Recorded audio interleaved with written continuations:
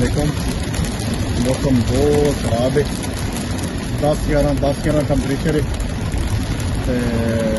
And पैंदी P है, बर्फ जोले पैंदे पे मोटे मोटे, तो बड़ी तेज बारिश भी लगी है। ठंड काफ़ी ज़्यादा है, तुम देख सकते हो तो बर्फ दिया ओले किस तरह पै रहे हैं। एंड पैंदी पी एंड कभी बहुत तेज हो जाती है, कभी कोई शै नहीं नजर आती है।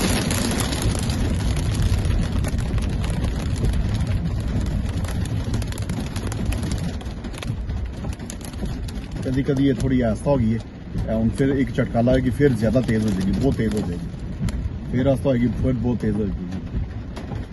एंड बैंड देखें हम तेज़ होगी, फिर तेज़ होगी, बर्फ ही बर्फ। टैंपरेचर डाउन हो रहा है काफ़ी ज़्यादा। मैं तो टैंपरेचर दिखाना 9-10 टैंपरेचर हो जाता है। देख सकते हो तुम किस तरह बर्फ पै रही है। इसी से साह लैंदी फिर शुरू हो जाएगी, साह लैंदी फिर शुरू हो जाएगी।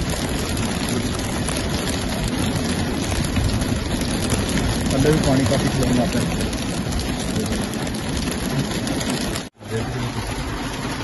टेम्परेचर